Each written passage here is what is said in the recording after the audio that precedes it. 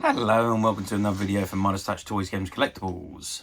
And today we're looking at something that is very, very old, now very, very rare, and certainly very, very collectible.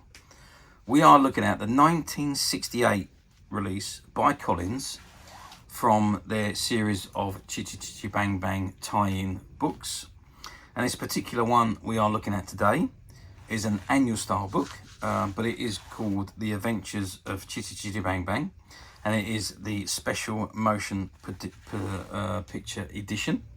It's an annual style large hardback book, and it is all based on the 1968 movie Chitty Chitty Bang Bang, which starred Dick Van Dyke, Sally Ann Howes, Lionel Jeffries, Gert Frobe, Hill and Anna Quayle.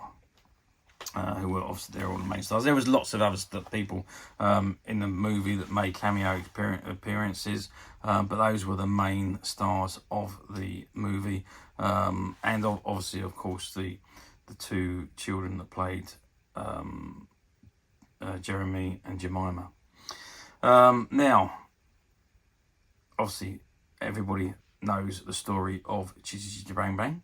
And as this one is based on the movie, it is exactly as the movie. And this is an illustrated edition that each page contains a photograph from that particular movie. So the movie was shot in 1968 and it was released, had its London premiere on 16th of December 1968. And it cost about 12 to 14 million pounds to make the movie, and unfortunately it only grossed at the box office 7.5 million. So there was a loss of about 8 million pounds on the production of Chitty Chitty Bang Bang. Interesting, very interesting that is. However, now obviously over all the years, I'm sure it's more than made up for the loss of the 8 million multiple times over. But interesting to know that it was a movie, despite the fact it's a family classic film now, but it was a movie that actually lost a lot of money and considered to be a flop, a box office flop, despite the longevity of this film, how it's continued to be shown on television, how it's highly popular even today. But the fact that it was a box office flop at the time is incredible. Anyway, I've diversed. Let's get back onto the item. So this is the item, The Adventures of Chitty Chitty Bang Bang. And there you can see Chitty Chitty Bang Bang being driven in a field, driven by Caractacus Potts, aka Dick Van Dyke, and Jeremy and Jemima are sitting next to him in the front seats. Okay, that's the front of the book. Let's just flip the book over. Oh, lovely back cover. It's just completely red, so nothing to see there. And if we just have a very quick look at the spline, it says The Adventures of Chitty Chitty Bang Bang, and you've got the Collins logo at the end there. You see Chitty Chitty Bang Bang is beginning to rub there. There we are. So you can see, because it's 1968, we're talking 56 years ago. It is obviously aging, and so the edge has probably been exposed to some light, maybe some sunlight from a bookshelf or something, but so it has started to fade slightly. Okay, that's the covers. Let's get inside the book. Let's open it up and have a look. Okay, so I've opened the first page, and there you can see the square of the town of Bulgaria, which is run by obviously Baron Bombast, the evil tyrant of Bulgaria. You can see they've captured Chitty Chitty Bang Bang, the Potts' flying car, and you can see the child catcher just sitting here on his horse as well there. So this must have been towards the end of the movie, I would have thought. Okay, let's turn the page over, and it says The Adventures of Chitty Chitty Bang Bang. And it says The Adventures of Chitty Chitty Bang Bang, a special motion picture edition by Albert G. Miller, adapted from the screenplay based on the Ian Fleming story, and illustrated with photographs from the motion picture. And you've got Collins, London and Glasgow at the bottom there. Okay, let's open it up, and at the bottom you've got copyright 1968 by Warfield Productions Limited and Gilrose Productions Limited. All rights reserved under international and pan-American copyright conventions. Published in the United States by Random House Inc., New York, and simultaneously in Canada by Random House of Canada Limited, Toronto. Published in Great Britain and British Commonwealth, except Canada, by William Collins Sons and Co. Limited. Printed and made in Great Britain. Okay, so here we have the first page, and it says every good story has to have a hero, but it's not often that the hero is a car, and never except in this particular story is it that a car is named Chitty Chitty Bang Bang. You'll find out later how that unusual name was arrived at, but first you should know something about all the people who share Chitty's adventures. As with most long names, this one was shortened to save everybody's breath. The people in the story, at least the ones you will care more about, were all named Potts, which is Jemima, Jeremy, Caractacus and Grandpa. Jemima and Jeremy were 8-year-old twins. Caractacus was their father and Grandpa was their grandpa.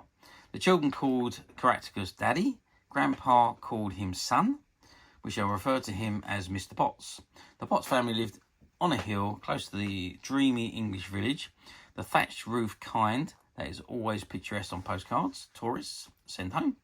While Jeremy and Jemima appreciated the beauty of the village, what they liked most about it was Corgin's garage, which was situated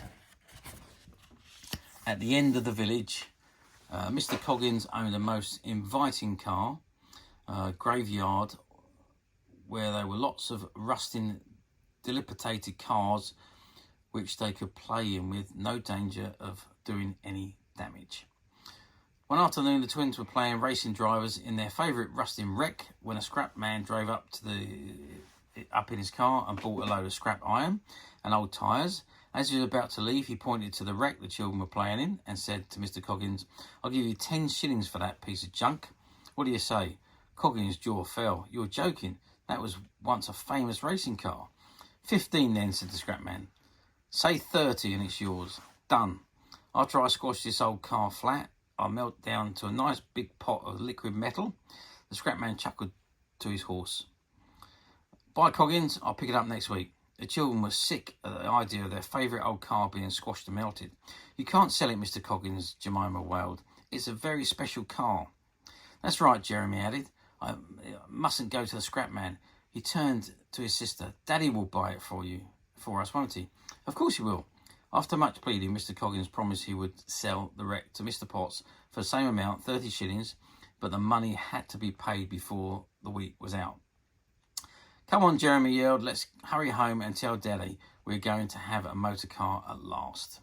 I'm going to stop reading there because I don't want to read the whole story to you. We could go on for the whole story, but it is the classic story of Chitty Chitty Bang Bang.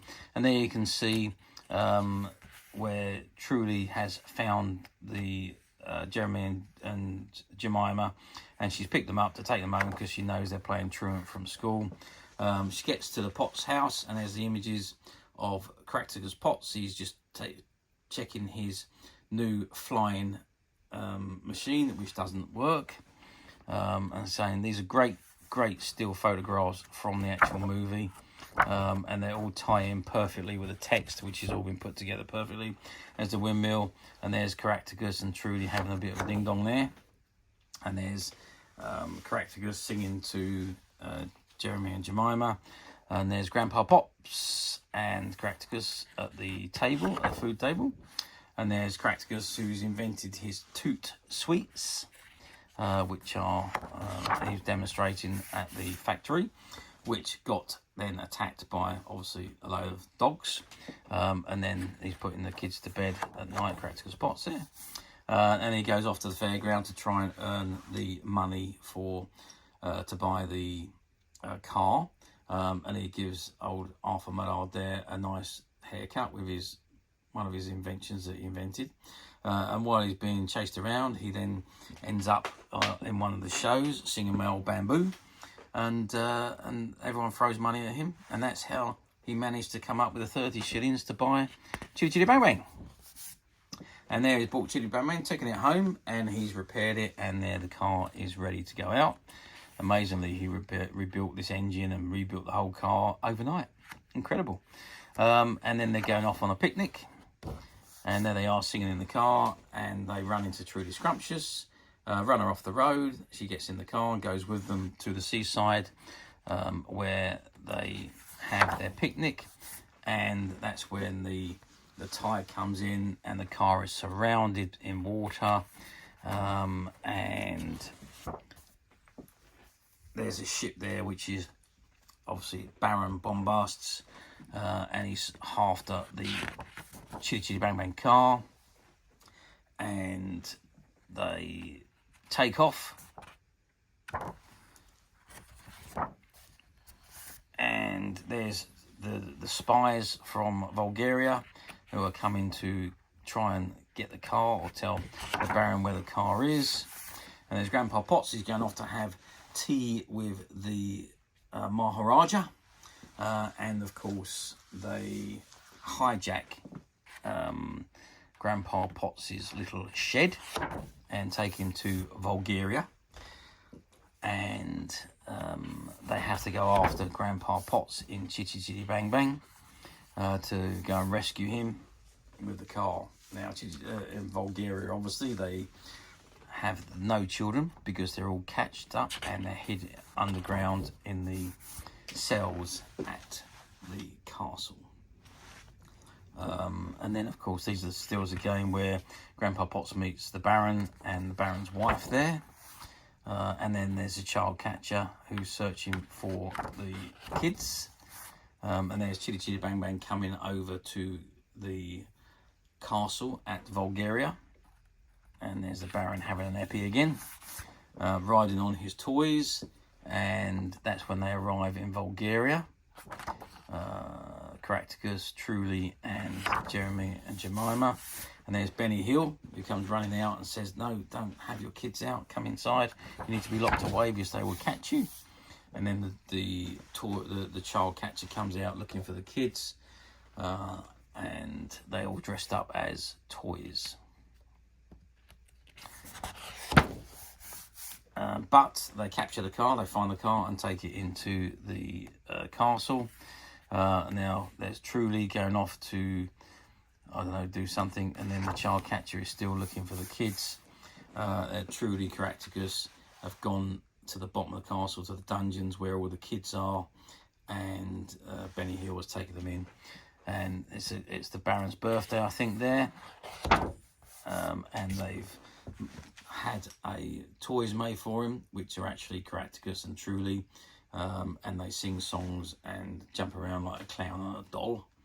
And then the hooks come down and the Baron gets taken up in the air, and then they're fighting off all the Baron's guards until they defeat them. All the kids come out, and then everybody is free, and Chitty Chitty Bang Bang flies home, and the two spies end up in the lake, and Truly and Caractacus have to part ways, and Caractacus gets home and finds that he's now going to be a millionaire because he has invented toot sweets for dogs.